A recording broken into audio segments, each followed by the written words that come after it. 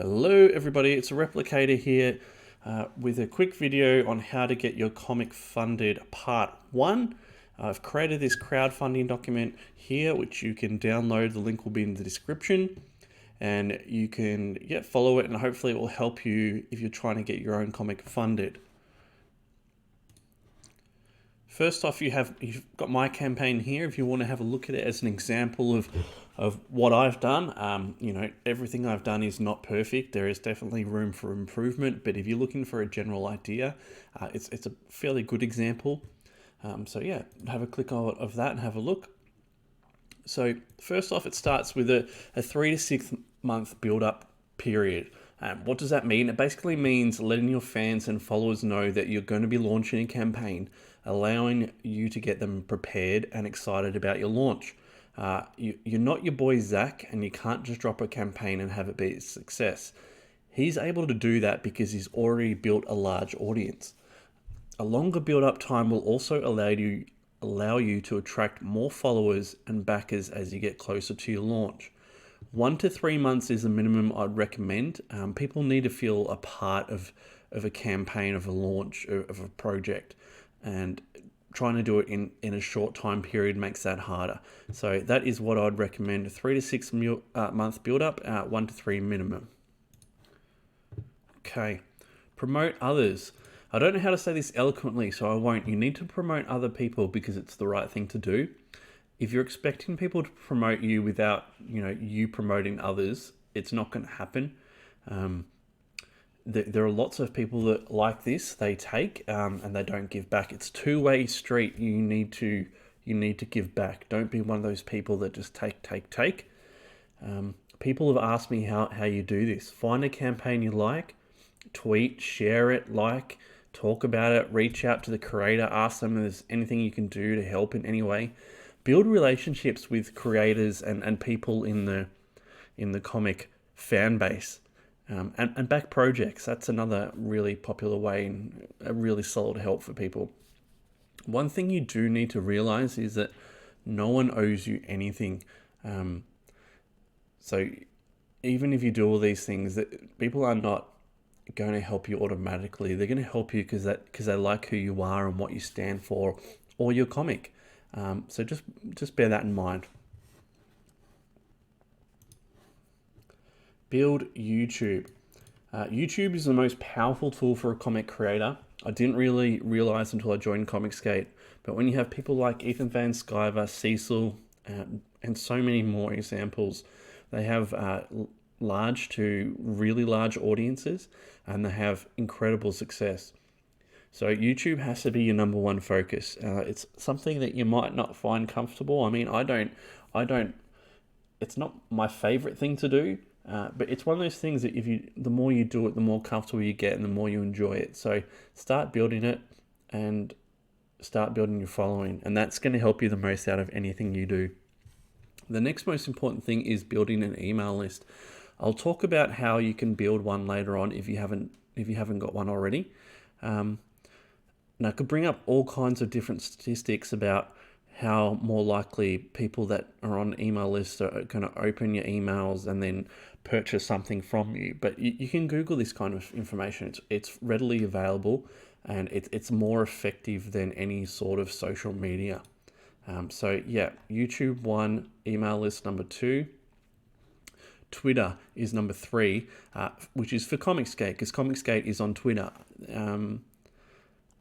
If you're not a part of Comicsgate, which you don't have to be, it's your own choice. Just apply it to whatever social media tool your fans are at. Are they on Facebook? Then focus on Facebook. If you've got the time to focus on all of them, focus on all of them. But if you don't, just focus on one and try and do one well. For Comicsgate, that's Twitter. There's no other choice. That's where Comicsgate hang out, and yeah, so that would be the one to focus on. Okay, campaign page. Use your best images. So I'm talking in regards to your thumbnails, your marketing images, so like your Facebook and Twitter images, basically anything that will lead the people to your campaign or link the people to your campaign. what I'd recommend is choose 4 images that you think are the best, not the ones you like the most, but the ones you think are the best, and test them. Do a poll on Twitter. Ask people which of the images they're more likely to click on to be taken to your page. Yeah, and it's not really up to you. It's up to the people, because that's what you're trying to get. You're trying to get people to click on your page to look at your comic. So if 95% of people don't like the one that you really like, then you're in the wrong. Okay, so do this and make sure you ask people about it. Dollar amount is as low as you can afford to go. So your campaign goal total should be as low as you can afford to make it. And what I mean by that is you want to have it as low as it takes to get the book finished, printed, shipped, and into people's hands.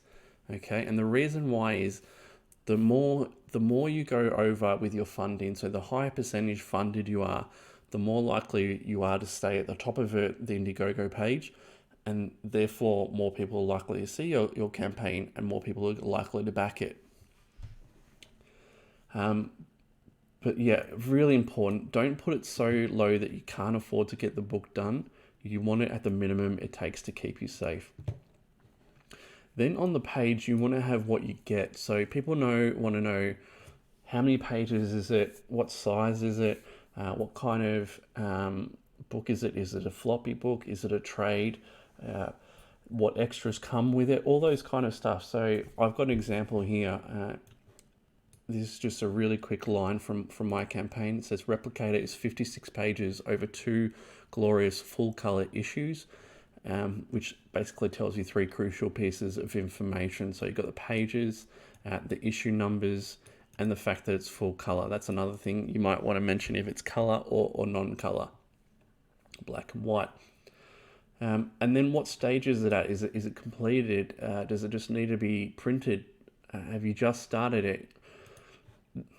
Does it need to be colored? All those kind of things is more important information. So I'd recommend it having like a short hook line, so like a 1-line type thing. So maybe mine's like Ghost in the Shell versus X-Men, something along those lines. That's a bit of a poor example, but that kind of thing. Into like a paragraph that explains it in a little bit more detail. And then you can go into more detail, but I put those in after the images. So this is mine, and it doesn't follow this exact layout, but I've kept it really short. So the Red Death virus is responsible for the death of millions. One scientist is on the verge of a cure. When she goes missing, what will her husband be prepared to do to get her back? What is he willing to become? And then I go into what I just mentioned before. So Replicator is 56 pages over 2 glorious full color issues where human experimentation, super soldiers, mutants, and mechanical robots collide in a disease-ravaged England. The comics are finished and just need to be printed. Our last campaign and previous campaigns were delivered successfully. So this is information that is really important, but you might not be able to use it yourself, depending if it's your first campaign or not. But it just tells people that, that they're finished. They're not going to have to wait forever. There's no chance of me not finishing the books because they're already done. And that they just need to be printed.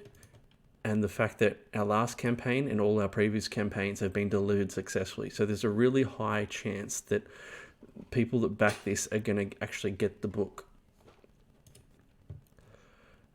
From there, you want to have 5 to 10 interior pages with and without letters. Okay, so I did a poll on Twitter, and it was really split between lettered and unlettered pages. So that's why I'd recommend having a mixture of both. I'd recommend maybe 3 to 5 lettered and 3 to 5 unlettered pages. And then this is the real killer. Not much text, too much information. People are visual creatures. They don't want to be texted to death. They don't care or need to know about your struggles, your life, or anything in between. A great example of this is Richard C. Meyer, known as your boy Zach. Do you want to know how often he talks about himself in his campaigns? He doesn't. He just talks about the product and what it is and why you should back it. You don't want your page being so long that people are turned off by the time they've finished the page. And this has happened recently. Clayton and I do a series called Back of Snobs, and we look over people's campaigns. And some of them look fantastic, but they're just saturated with text about things that I'm not interested in or don't care about. And by the time I've reached the bottom of the page, I don't want to back it anymore. So keep it simple, keep it short. You can add more stuff than I've mentioned above, but just don't go overboard. Okay, so really ask yourself, do you need to have that section of text in there? Is it going to help you sell the comic? And be honest with yourself. Make sure the page looks good on mobile. This is important, something I really didn't realize, but 40% of people buy comic campaigns on their mobile device. So if your page looks like trash or takes ages to load, you could be saying bye-bye to 40% of your sales. So that's a really small piece of information that can make a big difference. Campaign video. There are two types of videos. One, the kind people want to play, and two, the kind people don't want to play. You don't want to be the second kind. If you're lucky enough to get onto people's streams, you want to have them go, oh man, I love your video, let's play it. Let's show my audience your video. This has happened to me multiple times. I've got a pretty good video. It's not perfect, but it's pretty good. It's got motion capture, it's got some voice acting, and it's got a voiceover. So that puts me right up the top in terms of quality videos. So the minimum to do would be a voiceover. That would put you above a large portion of videos straight away, because the majority of them seem to do just like their comic pages, moving in and out, panning in and out, and different, like star wipey type things. So if you do a voiceover, that's going to put you above those type of videos. Motion capture is great. If you can afford to do it, it's not ridiculously expensive. You probably just need to know who does it, and do a little bit of research on it. But you want to keep the video short, 3 minutes or less. Like I said, people have short attention spans, me especially. If you've got like a 9-minute long video, I'm not going to even bother looking at it. It doesn't matter how good it is. And here's another little quick tip too. You can do a 15 to 30 second promo video that other people can play on their channels during breaks. So you might have someone that streams for like 8-9 hours, and they have breaks in between. So you can put your video in that slot if they're looking for that, and that's free advertising for you. All right, so I'm going to keep it there for now. That will be the end of part 1. I'll do part 2 shortly. Like, subscribe, and check out my campaign. If you like it, consider backing it. That would be great. All right, thanks very much. Bye.